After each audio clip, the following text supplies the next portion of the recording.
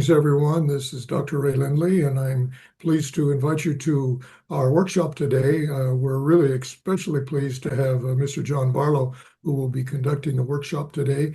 And I think it will be something that's very practical and very useful for all teachers. So welcome, and let's get started.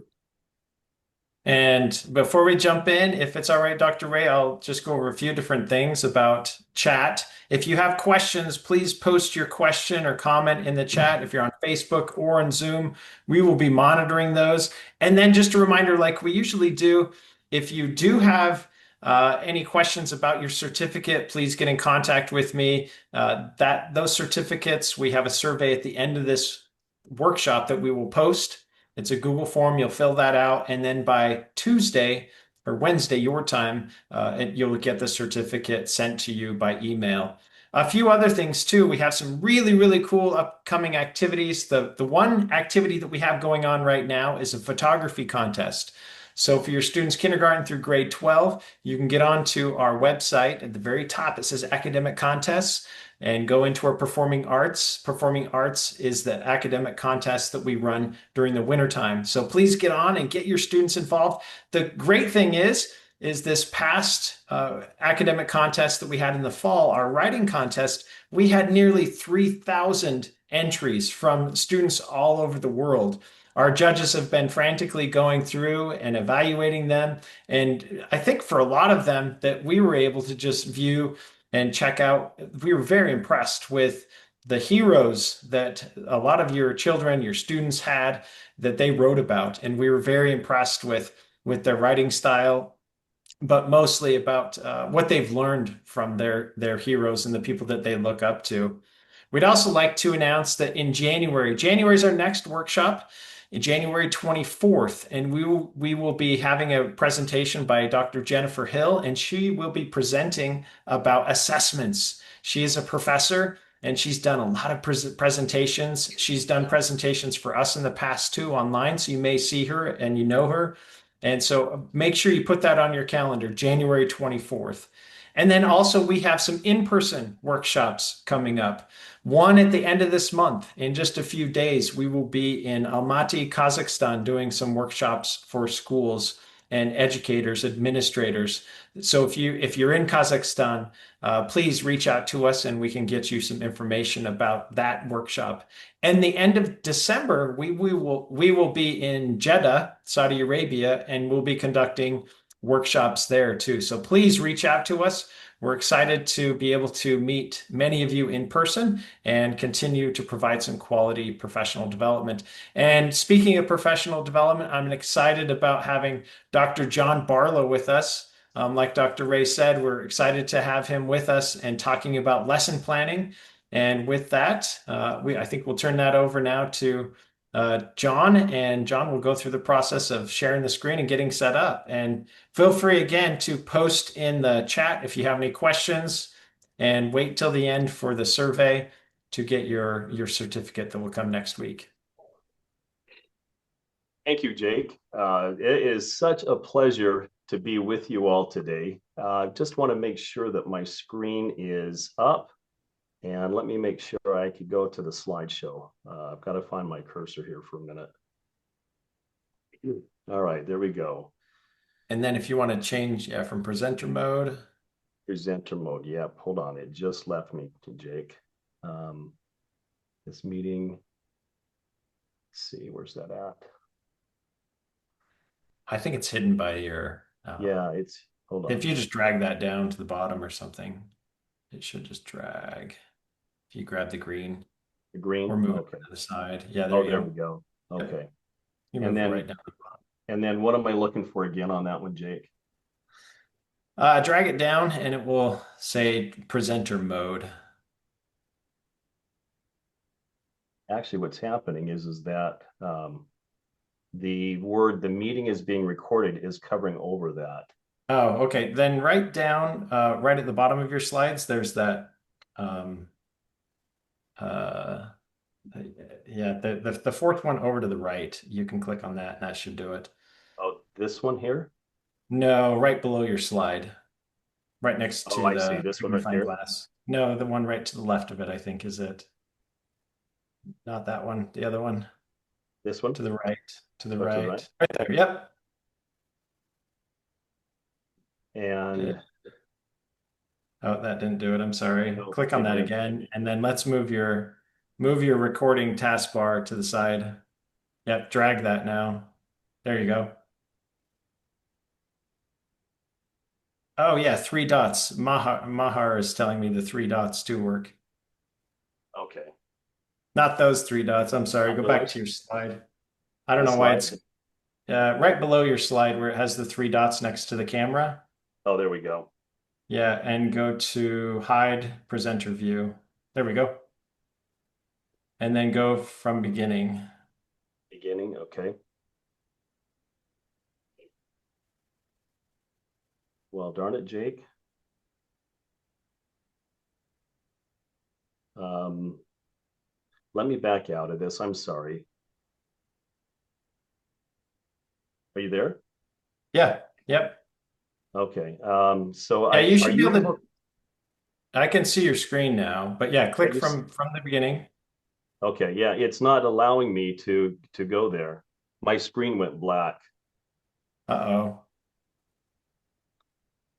Completely black. Yeah. Let me just go back out of this. Okay. Uh, All right. Let me launch that again. can you see your screen?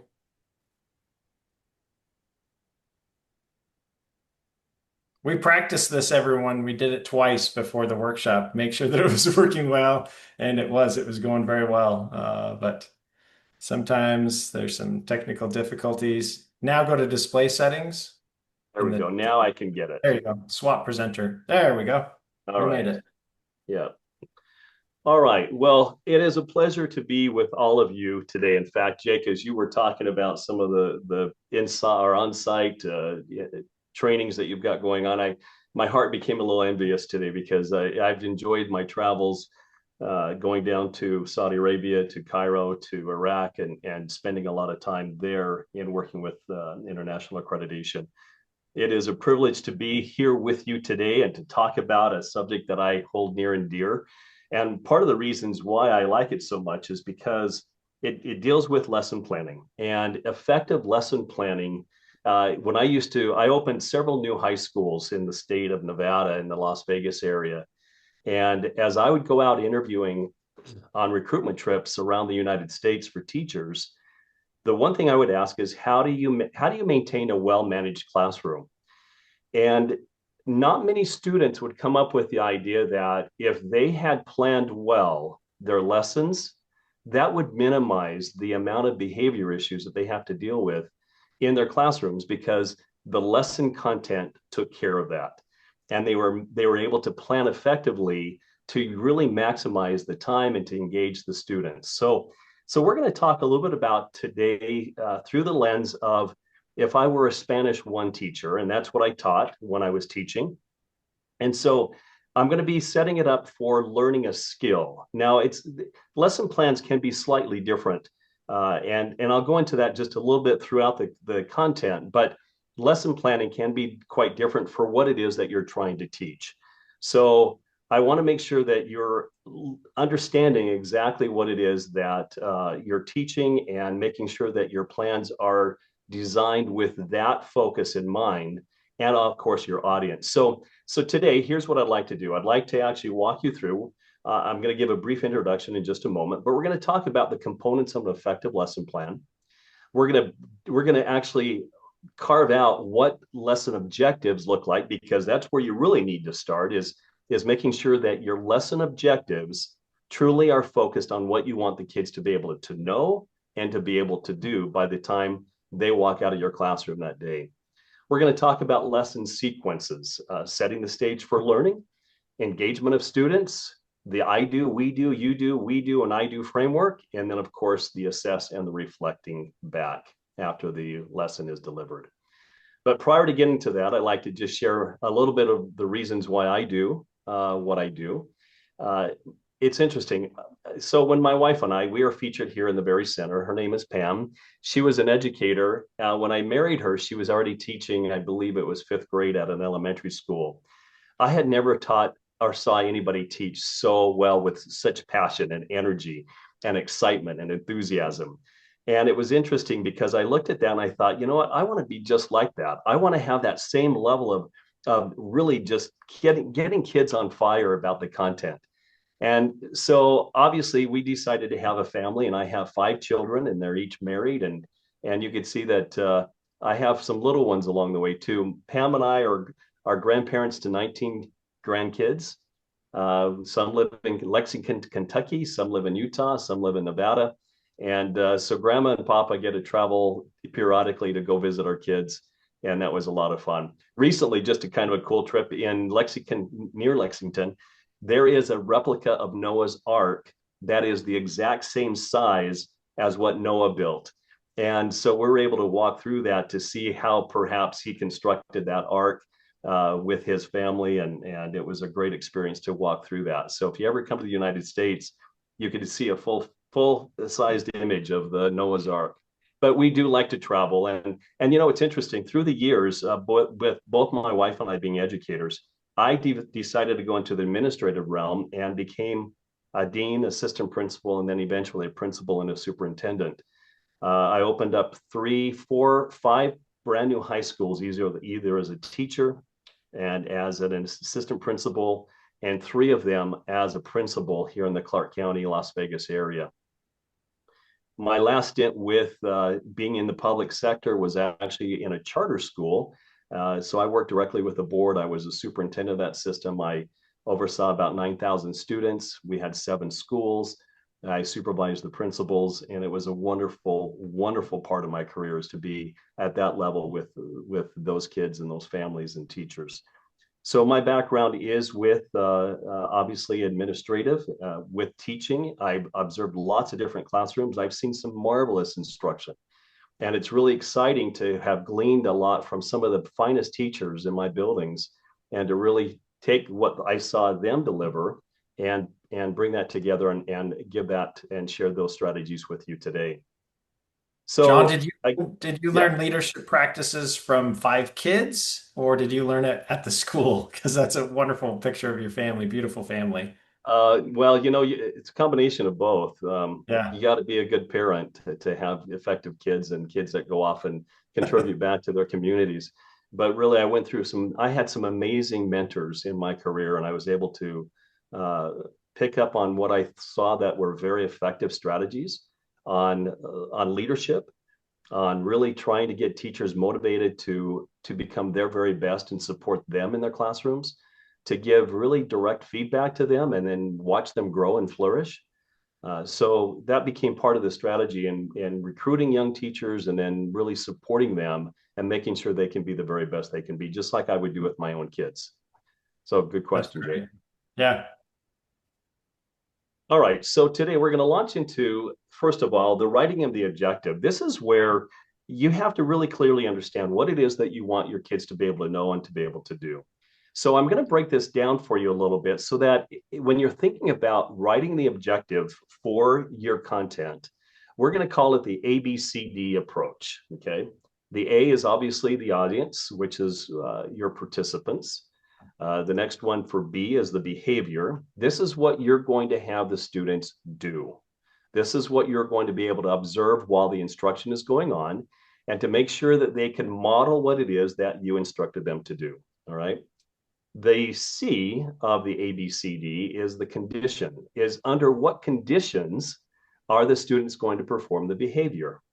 And then, of course, the D is the degree of how well are they being able to perform the function or the activity that you have designed for them to do, okay? So this was something that was very clear to me. And I think I learned this when I was going through one of my methodology classes. And I thought, wait a minute, I can do that. That's really, really easy. And it also became very easy for when I was a supervisor of any of my teachers, and I shared this with them. I said, would you be willing to try this and have this become part of how you write your objectives? Here in the state of Nevada, the objectives and this always had to relate back to the standards that were being taught. And so it was very easy for me to go through and actually see, okay, what can I expect to see the kids do while I'm there observing? And then what can I expect the teacher to do? Typically, the condition is what you see the teacher do. So let me jump to the next slide. And so this is, again, remember I said I'm going to do this and present this if I'm a Spanish teacher teaching a Spanish skill. And so here is how I've broken this down. Here's the teacher aspect. After demonstrating how to conjugate Spanish present tense AR infinitive verbs. So in other words, this is now where I'm going to be breaking this down a little bit more into the lesson plan, where I would then be able to, if I were a supervisor, walk in and see this is the C of what I would see the teachers do. Okay. So that's the letter C, demonstrating how to conjugate a present tense AR infinitive verb. The ninth grade students is the audience, and you can see that with the letter A. We'll conjugate 20 of them. We'll conjugate 20 AR verbs, which is the behavior, with 80% accuracy, which is the level, the degree. Now, out of the 20, I would expect that I would see 16 of those 20 conjugated verbs done accurately. I would hope for more, because that would tell me that I did a super job in actually teaching the conjugations of an AR verb. But this is how I could actually put together a very concrete lesson objective for a skill that I'm trying to teach in a class. Again, the A, that's typically the teacher setting the stage and presenting the concepts. C is the ninth grade student. I'm sorry, A is the ninth grade students. That's the audience. The 20% or 20 of the conjugated verbs is what I would expect them to do. That's the behavior. And the degree is the 80% accuracy. Okay. So here's again, setting that up for a lesson, setting the stage. So after I've got the objective set, I'm now going to establish, I'm going to get my material list and set the environment. So this is where the tools that you need in order to engage the participants that you'll be using during the course of the learning process. So this is, for example, if you have any technology you need to have set up and ready to go, all your materials, if you're going to have the kids work with different types of materials, paper, glue, whatever that is, this is where I would actually have it, where I would list this out in my lesson plan, so that anybody, if I were out ill for some reason, anybody could come in, see my lesson plan, and know exactly what they have to do in order to set that stage for the kids to learn. So this is, again, gather materials and set the environment. This may also include the setting the room. Like, for example, do you want the kids to be in rows? Do you want to be in semicircles, a full circle, in pairs, 2, 4, 6, depending on the size of the room? So that's setting the stage and making sure the environment is set up with your materials all set out and allocated, ready for the kids to use. The next one is creating a purpose. So conjugating an AR verb, why is it important for the students to know and be able to do that? Well, creating that purpose is to really set the importance of, hey, in order for you to be able to communicate accurately, you're going to have to conjugate verbs. And so I may be able to show some different dialogues taking place between students, or using videos to show the conversations, very, very simple conversations with AR conjugated verbs. But creating a purpose allows the kids to know why something is important and how they're going to be using it in the future. Okay. Then, of course, generating enthusiasm for the content. This is where the fun begins. This is where, as a teacher, I would just act really crazy. I would I would pull things out from magazines and I would show different things of pictures of, maybe it was a tire, maybe it was actions or activities that were going on. I tried to use this as a very visual point of why the content was important, but I would do it in a kind of a fun way, just to make sure I could set that stage and invite the kids into that learning process. So generating enthusiasm for the content is just as important as inviting the kids to sit down with a piece of paper and pencil and to have them carry that out. They have to get a feeling that you love it and you really want them to love it too. And then tease with the content. This is where you pique the students' interest in it. It ties nicely in with generating the enthusiasm for the content. And this is where you tease it. And there's lots of different strategies on how to tease content. And this is where, again, your enthusiasm, your craziness could come in as a teacher to invite kids to become very much invested in the learning process. Okay. And John, I like the last 2 points too, to generate the interest. I'd be interested to hear what other people do in the chat. Write in there what you do to get interest. I know one time I taught science, I taught chemistry and physics, And so one time I dressed up like Mendeleev, the scientist who created the periodic table, and had a Russian accent, had a Russian hat and everything. And kids totally remembered that. Like we had the best test scores, I think, ever because they remembered me dressing up and having a great time and getting really enthused about that. So I'm sure many of us have a lot of those different types of stories because that's what makes teaching fun, the lesson planning Does. fun. How we can Yes. get them really interested. I love that, John. So here's something that I did. So again, I was teaching Spanish and I wanted to replicate um, in the Latin culture, you have the salsa dance and the salsa music. And so I wanted to have my classroom be reflected as if the students, if they were adult, were walking into a New York City nightclub, if you will, where they could go in. And there's lots in New York City. There's lots of dancing nightclubs where they could go to and have a great time. And so what I did is after the class left, my last period left for the day, I took black butcher paper, covered every one of my walls with black butcher paper from top to bottom. My wife had a disco ball, and I hung that in the center of the room. And so when the kids came in, and I had the desks arranged in a circle, so the opening, the middle, very middle of the room was completely opened. Well, that night I went home and I prepared to have some glasses, and I had sparkling apple cider. And so when the kids came in the next morning, I was having them work on a translation exercise, which dealt with the nightclubs in New York City playing the salsa music. Well, at one point after I talked to the kids and I said, "So guys, what do you think this is?" And you know, they said, "Well, it sounds like it's got some dancing going on. It's got some music." And I said, "Exactly right." When I said that word "right," I already had a kid set that turned off the light, but turned on the light to the disco ball, and the music hit with Gloria Estefan singing some of her beautiful Latin sound music.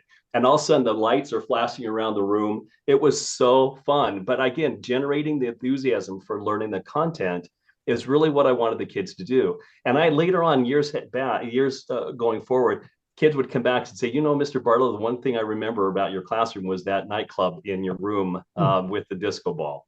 And so they remember things. And so if you create things to have them remember the content, I'm going to tell you that's the magic in teaching.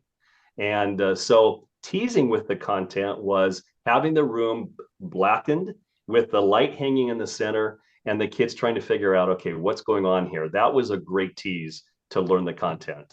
So Jake, thanks for having me pause a little bit about on that one. Yeah, I think it's always good. Sometimes those are unexpected things that come up in a lesson that are the most memorable for students. So thank you for that. Yeah, teachers, Yeah. when you're creating your lesson plans, you know, the thing of it is be all in. Think, how can I get my kids to really remember this content? And I've got another little strategy I'll share a little bit later on about another way we teased it. Okay. All right, so gathering the material, again, this is presentation devices, your smart boards, whiteboards, workbooks, whatever it is, have that ready and accessible when the kids come in. And that way you are ready to really face the kids head on, that you're not worried about anything else because you've already taken the time to assimilate all that and make sure that's available and working and ready to go, okay? Um, Here's another thing too, is I know that many of us, and of course, you know, when I was teaching Spanish, I always had to make sure the new vocabulary was going to be out and available to them. And so I would have vocabulary lists that I was expecting to use already prepared, printed on the board. And so there I could always point to the definition of a new word. And so if I didn't want to have to go into English, but I wanted to stay in the target language, which was Spanish, I could always point and get the kids to know where they could go to really understand the new vocabulary and what was going to be available. And, you know, I think no matter what we teach, I think having new vocabulary clearly identified somewhere is always going to be a great resource for the students to be successful at the learning. So make sure that you have that available and visible for the kids. Materials, again, note cards, pens, papers, colored pencils, whatever it is, make sure you have ample and that the supplies are accessible in a way where it's not invasive into the classroom, but it's an area in which they could go to without causing much disruption to the instructional process, and have that available is very important. And of course, you heard me talk a little bit about the physical arrangement of the rooms, with whether seats are in rows, semicircles, full circles, and pairs, groups, whatever that might look like for you is a very important piece. So when I mentioned about the presentation devices, and here's the another reason why, is because you could throw in a very quick video like what this one is. Hola! In this video, we're going to talk about regular AR verbs in the present tense. In Spanish, the present tense is used to talk about things that happen, are happening, or will happen in the near future. Some examples are baila, canto, hablas. to form the present tense with regular AR verbs, take the verb, remove the AR, and add the following endings. Now, let's see how the verb Hablar, will change to say different people talk or speak. hablo, hablas, habla, habla. Hablamos, habláis, hablan, hablan. Here are all of the forms together. Once more, these are the endings for regular AR verbs in the present tense in Spanish. This formula will work with many AR verbs. However, some will change a little bit differently. Thanks for watching. Gracias.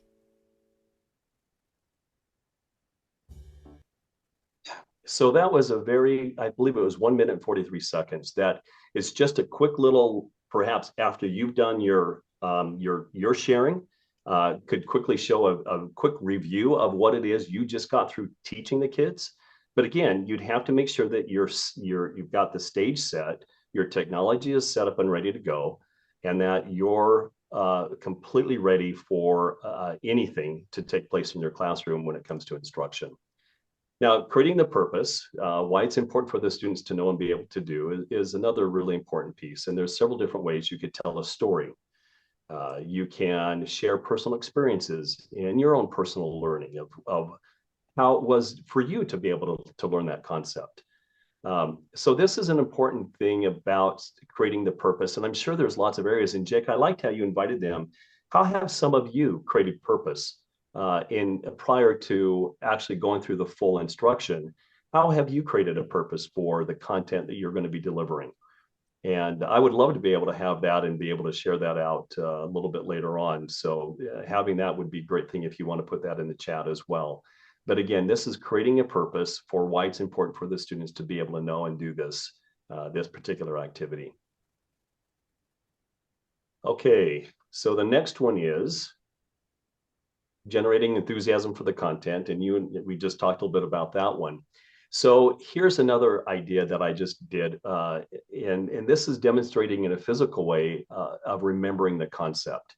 So in Spanish, there is what they call a personal letter A, and it is used for grammatical purposes to precede a proper noun. And so I wanted my kids to really internalize this process, because it's not something that just comes naturally, is to think I've got to embed a letter A prior to this personal noun.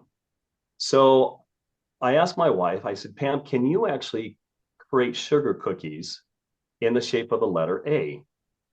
And she goes, sure, I can. How many do you need? And I said, well, I need about 175, because that's about how many students I had. She goes, 175. So we stayed up quite late, made 175 letter A sugar cookies. So during the class the next day, I had these sugar cookies all prepared, and I had frosting set aside with knives. And these were little plastic knives, by the way, very dull. But they were able to spread the icing beautifully. So I taught the concept of the personal letter A.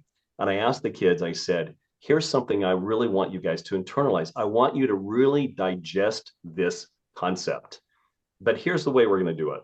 And so I taught the concept, and then I brought out the letter A sugar cookies, and they frosted them, and they were literally able to eat and digest the letter A. And so that's, again, a very a simple, even though it took some work and some time on my wife's part to do that. But I did have students come back years later and say, Mr. Barlow, I remember the personal letter A. And so that was a win for me.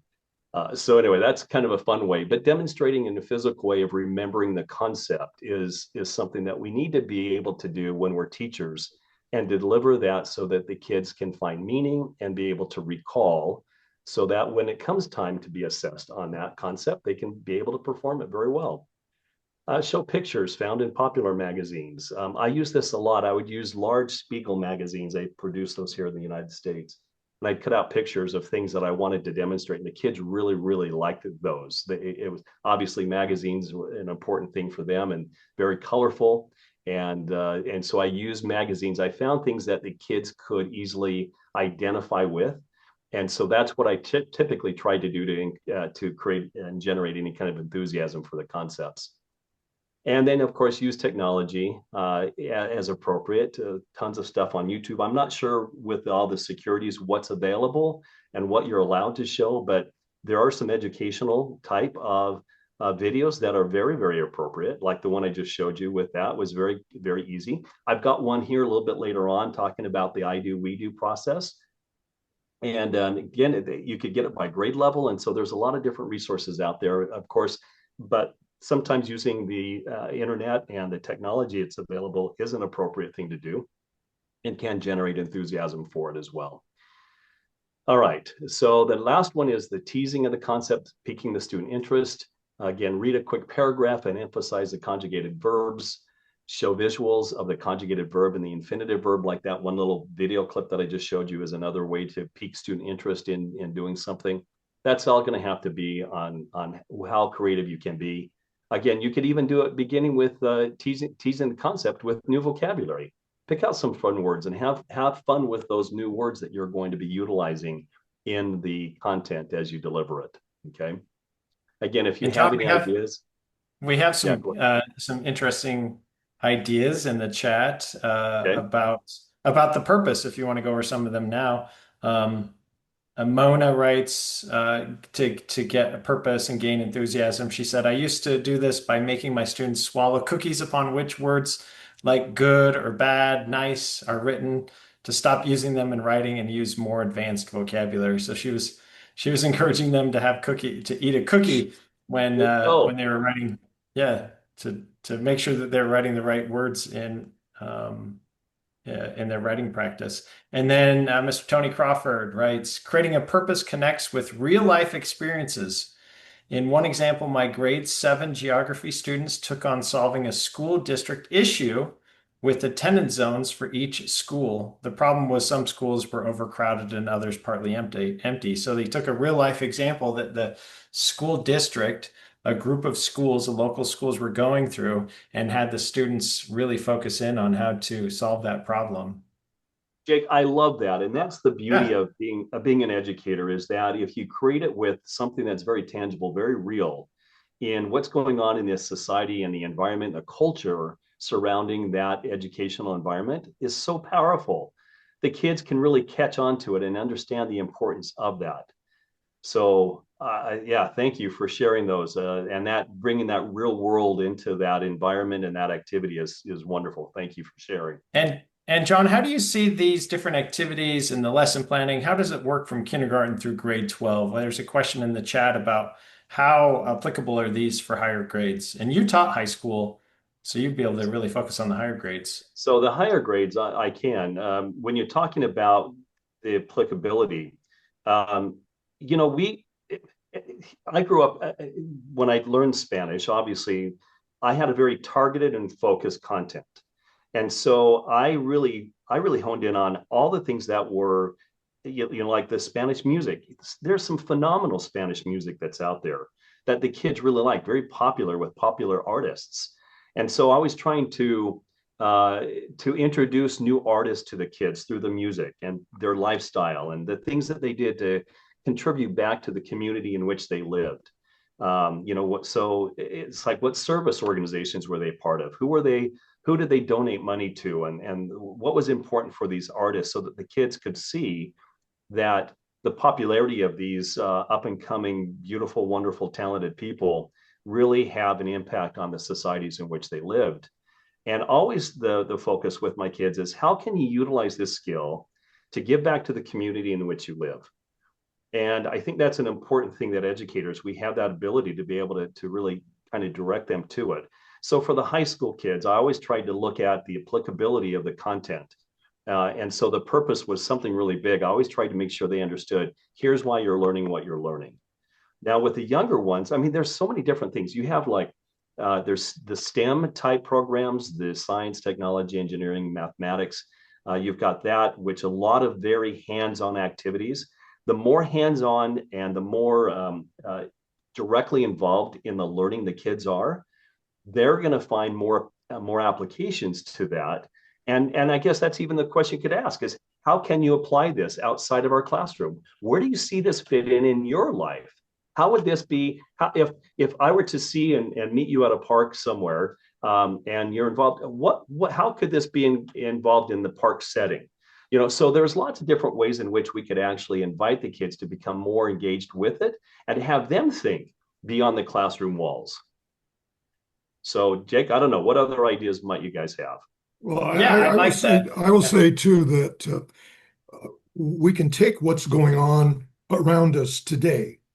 Okay, so if we were doing a lesson today, we could talk about the weather if it's really changed and start relating that to something.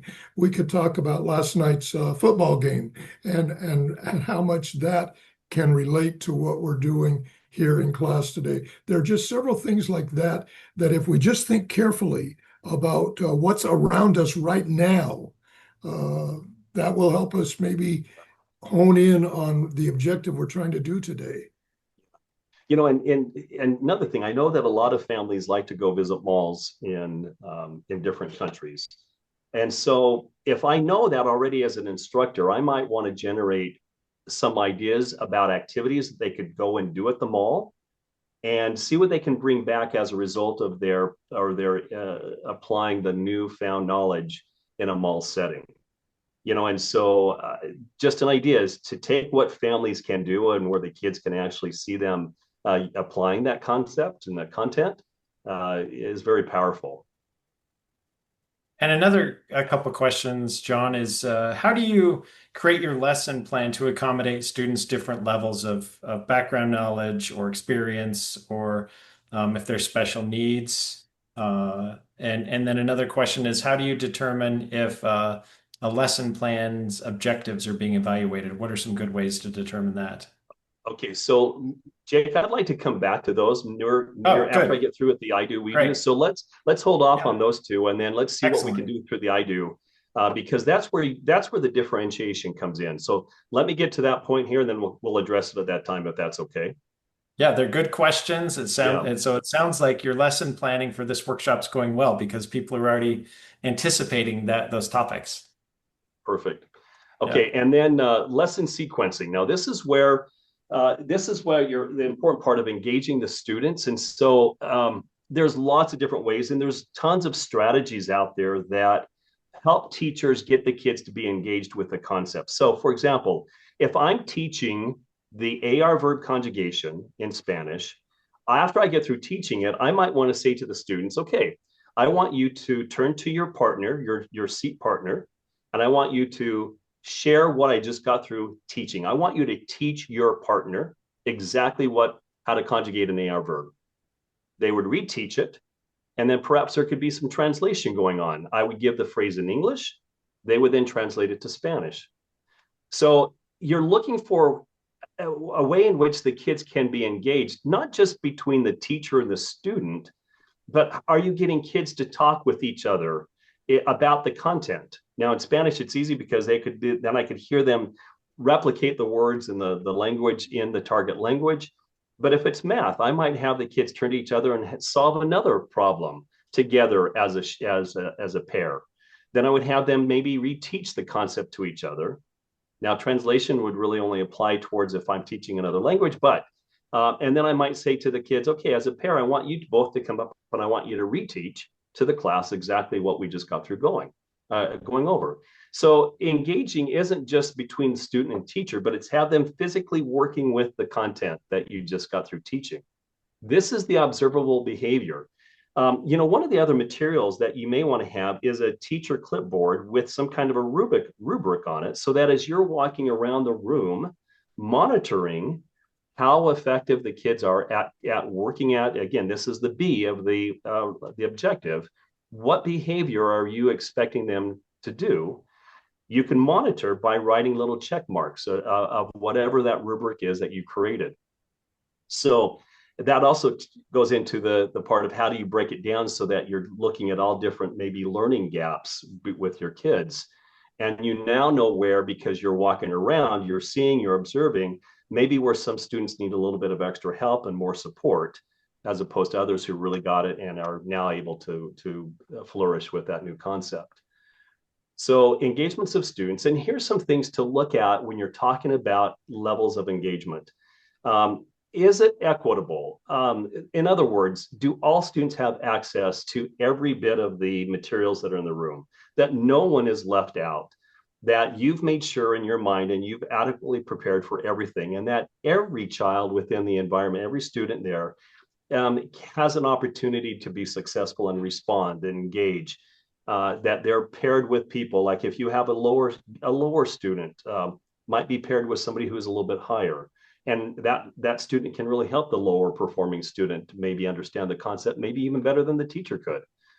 Another important thing about looking at levels of engagement are your expectations high? Like, for example, when I went back and I created that lesson objective, is it high expectations to assume that students can get 16 out of my 20 examples or questions correct?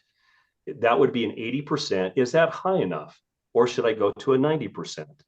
So that's something that you're going to have to determine based on how effective you believe your instruction can be and how readily the kids are to receive that new instruction. The other one is supportive. What does the environment look like when you're creating an activity for are students supporting each other? How do you invoke that in your instruction? Do you model that very same behavior that you would want to see from your students? So if you're walking around going, hey, that's a great job, Jimmy, so I'm glad you got that. Hey, good try. Let's try it again. So is your language reflective of being supportive to all students in your classroom? The next dot there is active. Are the kids able to stand up? Are they able to move around? Are they able to get in pairs? Are they able to do things that get them up out of their seat and not just necessarily have them sit and get, which sometimes is an easy tool or easy resource to get back to and just sitting there listening to the teacher all day. Feedback provided. Are you giving feedback? Are kids giving feedback? Are the kids saying, hey, Mr. Barlow, I love that. That's so cool. Thank you. Are you giving feedback to the students about, hey, way to go, Jimmy, good job? And the last one is the well-managed. Are the kids engaged in the activity? Sometimes they could get off and they have little conversations, but I can't tell you how many classrooms I have visited where the kids might have been talking. Maybe the noise level was a little bit louder. I really didn't care as long as I saw that the kids were working on the content. And so it made it a lot of fun. And so anyway, these are just some things to think about when you're looking at what kind of engagement activities you're going to create for your students, to think about and making sure they're part of the learning process, okay? So let me carry on. Now we're going to go on to the lesson sequence. And this is the I do, we do, you do, we do, and I do. So the I do is where the teacher models the new learning. This is where you'd see Mr. Barlow up actually taking an AR conjugation or an infinitive AR verb in Spanish, taking off the AR, and then adding the appropriate conjugated verb ending aligned with the subject pronoun, like yo hablo, tú hablas. So this is where the kids would actually see me doing that up on the board or the overhead projector, whatever it might be. The we do is the guided practice with teacher support. So I'd have an AR infinitive verb and I would ask the kids, okay, I would maybe give a subject pronoun like I, and they would then have to put the appropriate conjugated ending on that AR verb to make a complete phrase. So that's what I would be looking for in the guided practice. I would be doing it. I would have the kids come back, replicate it. I would ask questions, making sure I felt that they were ready to go on to the independent practice, which is the you do. So for this one, I would probably have a series of maybe 5 AR verbs up on the board. And I would have a list of the pronouns. And I would say, okay, I want you to conjugate these 5 verbs to these pronouns. And then I would circle around the room with my clipboard just to verify that the kids were actually doing the activity correctly. Then I would do the we do, which is revisiting it. I would have the kids come back, they would reflect. I would reflect on whether there was any kind of misconceptions.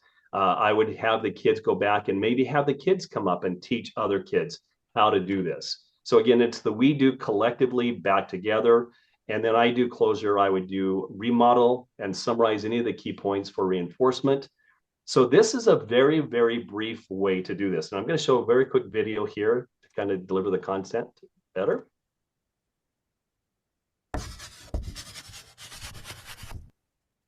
I do, we do, you do is a proven method for helping students to learn and practice new skills.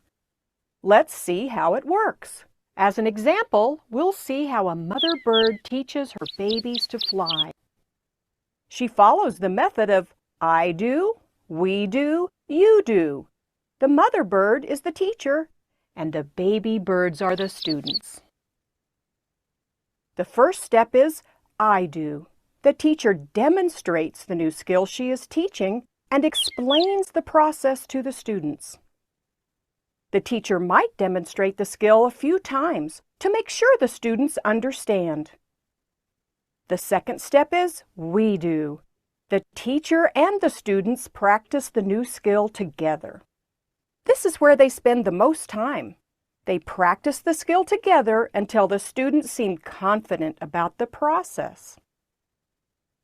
The third step is you do. The students practice the skill on their own. During this part, the teacher observes the students to see if they have learned the skill correctly and to guide those who need help. This method is a very effective way to help your students gradually build confidence as they learn and practice a new skill. More than just a teaching method, this is a pattern you can follow whenever you teach something new.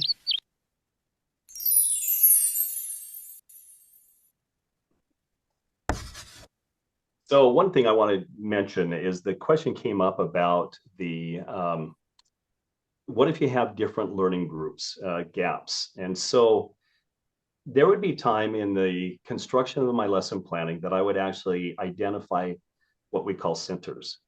So at that time, it allowed me to be able to have different groups, smaller groups that would be clustered around a different activity. One of the things I would always do is I would put one of those activities where I was the center of it, in which I could really go over the skill in greater detail in a much smaller group. That way I would be able to provide extra support to the individual students who may not be capturing the content as readily. And then I would have the kids then go on to the next center where I had another activity planned out. I would maybe have a computer station where they could do some conjugations online, or I'd have an activity where they had a worksheet and they had to complete the worksheet.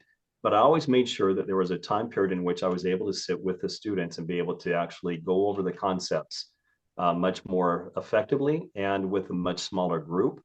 That way I could really know exactly who I needed to target on and provide even some extra support of, hey, why don't you come into class early in the morning? Or why don't you come after school? Let me spend 10 minutes with you and going over the concept one more time.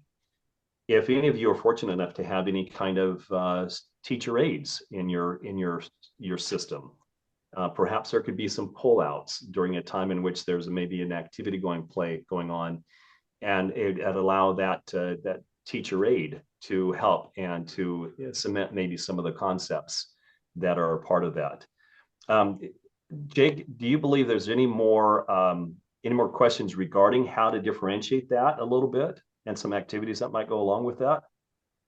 That and if there are other ideas too of how we can assess at the end of a lesson besides the exit ticket, I think that was another question that someone had asked. So the way I used to do exit tickets, this is where and believe it or not, I even had entrance tickets. So I remember one of my administrators one time walked by and I had the kids lined up outside my classroom. And in order for them to get through the door, they had to know how to do a skill and be able to state the skill to me in the target language. And so even though the kids might have forgot, you should have seen them preparing as they were lined up in the hallway prior to getting into the classroom. And then of course in the classroom, then I had the activity already posted on them for them to come in and get immediately engaged with the next learning process. But I even had an entrance ticket because it was a way for me to review how prepared are they to move on to the next concept to build upon it. And then, of course, the exit ticket would be perhaps I'd give them a verb and I'd say, I. And they'd have to say, I, like, yo hablo. And I would let them leave the classroom. And man, I tell you what, the kids, they knew that in order for them to either enter or exit, they really had to pay attention. And then I would, if they got I would give them an extra point. I'd have my clipboard there and I'd give them an extra point. So it became extra points that they could add on to their scores at the end of the period, whether it was 9 weeks or a semester or whatever it might have been. So I used exit tickets, entrance tickets very, very effectively. And it was a lot of fun. And I was able to, again, use that as an idea to determine if I needed to spend a little bit more time with a particular student because the concept clearly was not being able to be used as it was instructed. So then again, here's teacher reflection. Oftentimes, and this is something we cannot forget, is we need to reflect on how effective we truly were. I could tell you there'd be times when I would be teaching my first period class and I'd be going, oh my gosh, I've got to correct that for my next period because that did not go well. And then of course, if I could see the like summative assessments at the end of maybe end of a unit, I would go back and I'd say to the kids, you know what, kids, perhaps I didn't do a good enough job on this part. I think we need to review this. Let me do it this way. And I'd create a different strategy on instructing it rather than simply reteaching it in the exact same way. And I would even converse with some of my colleagues, other teachers, who I said, tell me how you've taught this concept, because I did it and it may not have been all that effective. And then I'd go back and I would reteach particular concepts because I wanted the kids to do well at the semester exams so that I knew that I had done my due diligence in really instructing them in the most appropriate way that I could. Okay. That's great. And I wonder if the entry ticket would be good to assess if they did their reading or their homework the night before, or how much they actually remember from the previous week if you had a long weekend or anything like that. What a great idea. You know, Jake, I had so much fun doing that again. And the kids were literally involved in trying to get prepared as they're standing in the hallway to come through my door. But here's the ticket on this one, you guys. You have to have the instructions set up and ready to go once the kids enter your room, because you're now focused on something entirely different.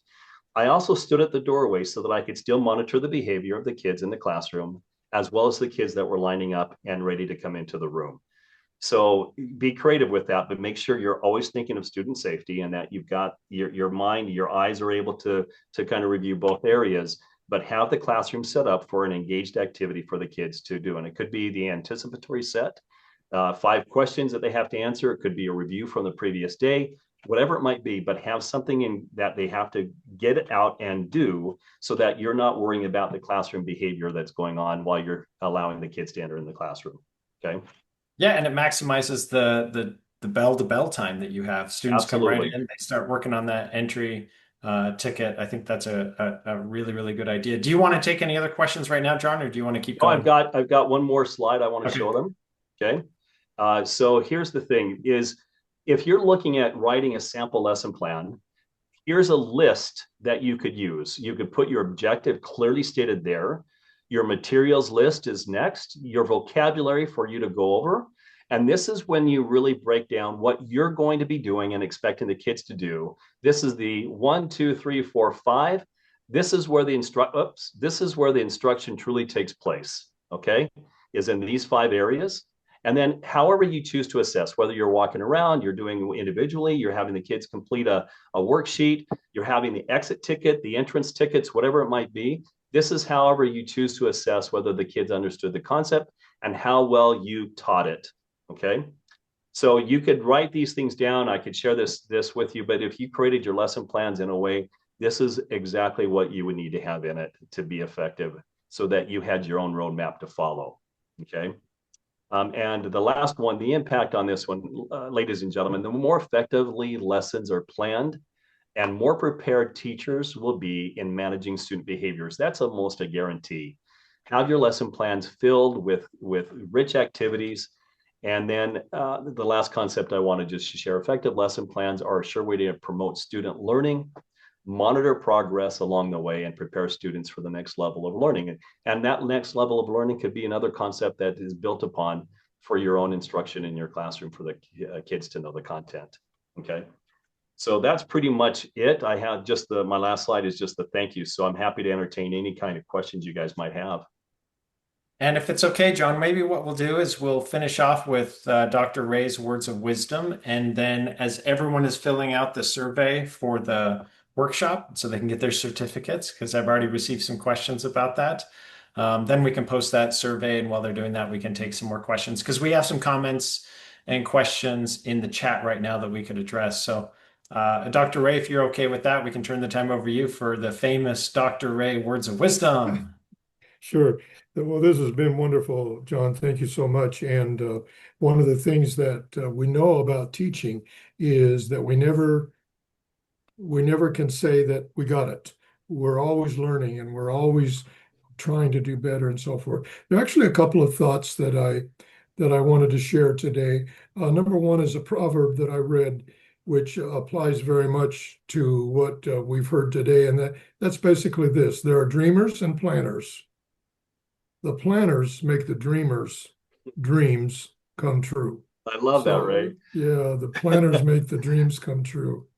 But I want to caution us all, and I think that both John and Jake would definitely go along. Sometimes students need to not, or teachers need to put the lesson plan aside for a little bit and realize what the student need is for today. Because sometimes students come to class with some issues. It might be cultural, it might be problematic in the community, it might be anything like that. So sometimes we need to remember that what the students need most is not necessarily in the lesson plan. That'll come if you're prepared, as John has shared with us today. Hey, Ray, Well, thank you along so with much. that, Oh, sorry, John. I was just going to say, along with that is, if you're doing an entrance ticket, you could almost determine if your kids who need some emotional support that day. Yeah. Mm-hmm. Yeah. So Ray, good concept. I love that idea because I was able to utilize that as well. Just say, hey, are you okay? Yeah.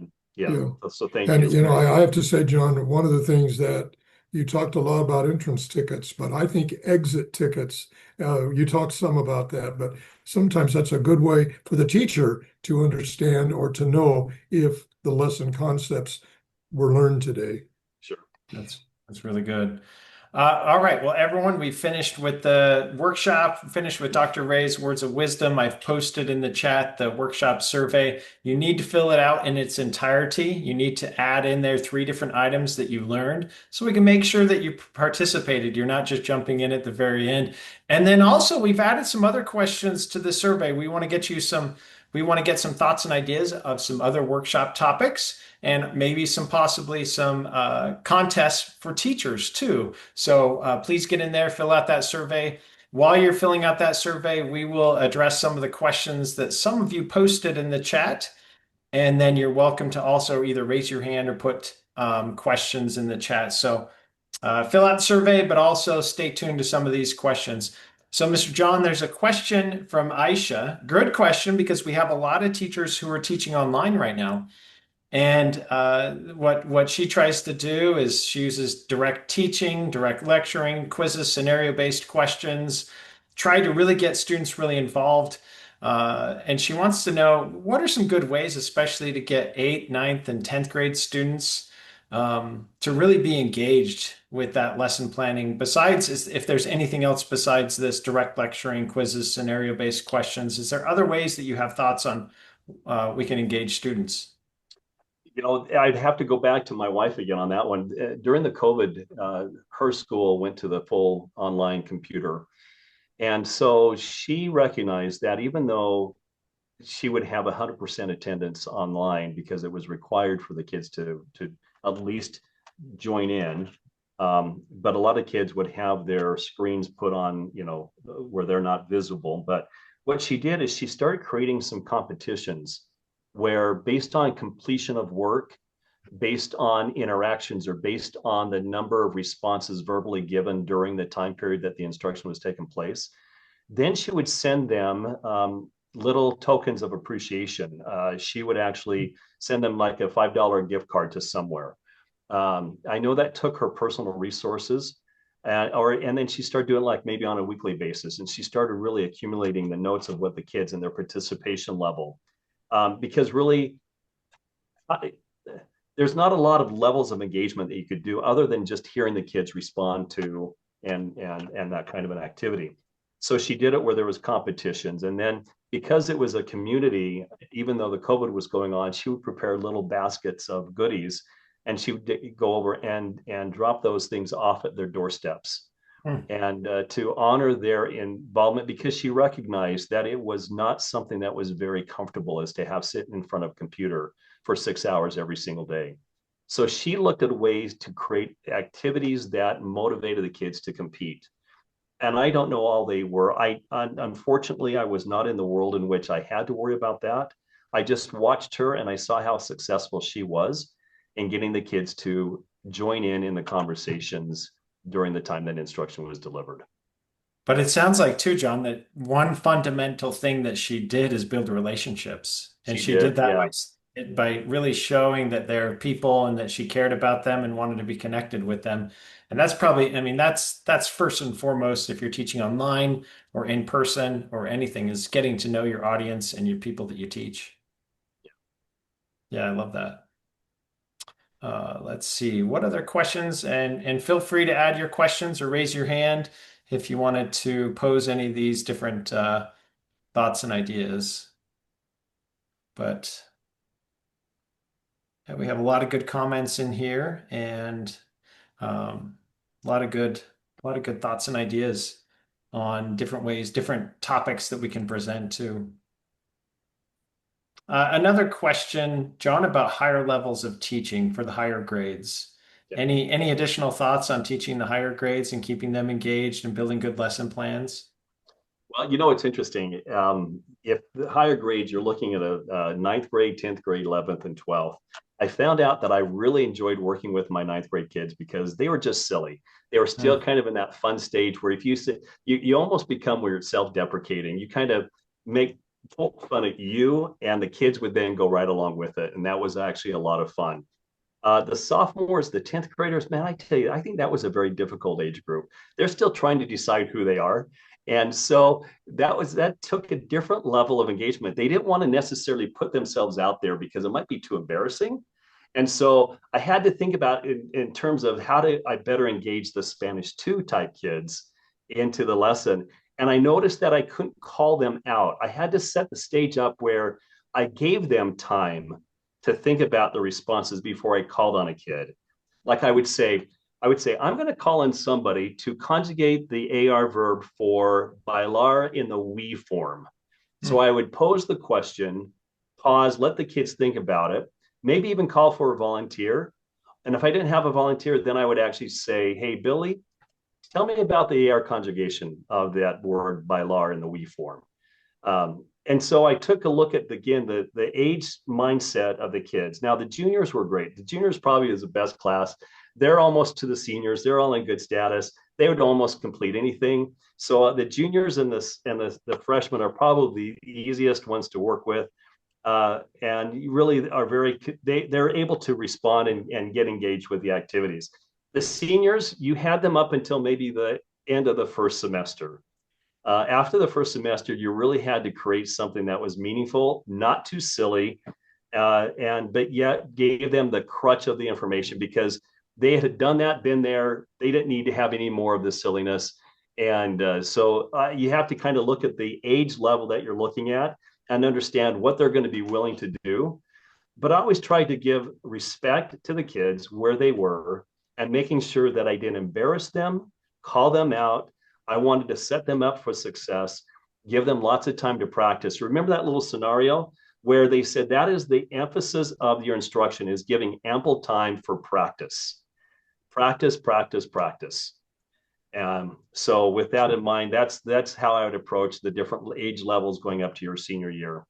Not embarrassing, respect who they are, understand their mindset, and give them ample time to be successful at the content. That's great. I really like the ideas of just trying to get them engaged and showing your excitement, coming up with different ideas. And it really depends on the subject matter and even the class. sometimes you get one student in your class that just gets the high school students, juniors and seniors, 11th and 12th graders really, really excited and try to cultivate that. Another question, John, is about special education. Any thoughts and ideas on how to best engage those students and students that may struggle with learning a specific concept? So, number one, I always welcome them into the learning activity. And so I would monitor how well they were actually being able to utilize the skill. And perhaps instead of having where they, if there was an activity where there was 20 questions, perhaps I would say, I want you to take care of 5 of these for me. Because obviously there's perhaps some skill sets that may have prevented them from working through the concepts very quickly. So there was always perhaps a consideration of reduction of the amount of work that was going forward. And typically that would have been written into their IEP anyway, their individualized education plan. And so reduction of work, but then also the pairing of students. Who did I pair them with to help them? And the great thing about students that are special ed is oftentimes the kids adore those kids. The other mainstream population really looks to the special ed students and wants to make sure that they are successful. And so you might get to know some other kids in your classroom to say, hey, would you be willing to work in and help out with the instruction once you get it? And then those kids just naturally gravitate to those other kids. So I'd utilize the resources I had built right into my classroom. Perhaps a reduction of expectation as far as the work number, the number of items to be completed would be reduced. And the other thing too is that when I'd be walking around and using my clipboard, I would be able to know exactly how well the kid was doing that if I needed to follow up, if I needed to invite, if I needed to maybe have some additional assistance coming in. And the other thing too, and I was in a building where I had several Spanish 1 teachers. And so I would always go to my other teachers and say, what are you doing to involve these kids? Perhaps you have your own set of peers that you could go to, glean ideas from them, utilize what's being successful in their environments, and implement that into your classroom. Anyway, those are just some of the ideas, Jake. Yeah, I like it. I think that really answered it well. Rabia asked the question, how do you ensure the lesson activities truly assess the learning objective and not just student participation? Well, that's because I would only create a lesson activity that I saw them build and put together the concept that I wanted to see happen. So I would not create an activity just to have an activity. It had to really be utilizing the skill that I was expecting to see. And then I would walk around and ensure. And, by walking around with my clipboard, the kids knew that I was either taking notes or I was assigning points because of their effective way of doing it. But if I also saw that there was a student off task, by proximity, I would be able to be there and the kid would be pulled back to task just simply by my presence being near. So anyway, I would not create an activity that did not allow me to see the behavior that I wanted to see in the first place. Yeah, that's great. Well, I think we have a lot of great thoughts and ideas, and we're hoping that you can take these things that we've learned right into your classroom the first day of the week and be able to really strengthen the lesson planning that you have. And we thank you, John, for the presentation. If anyone has questions or thoughts on how Array Global Accreditation can help and support you, please let us know. Your certificates will be sent out Wednesday morning, your time, and most of you, your time, because many of you are several hours ahead of us. So keep an eye on your email. And again, if we can help out in any way, please let us know. And thank you all for attending. And especially John, thank you again for your presentation. You're welcome. Yeah, you're welcome. Appreciate Thank you it. all. Everyone have a good rest of your weekend.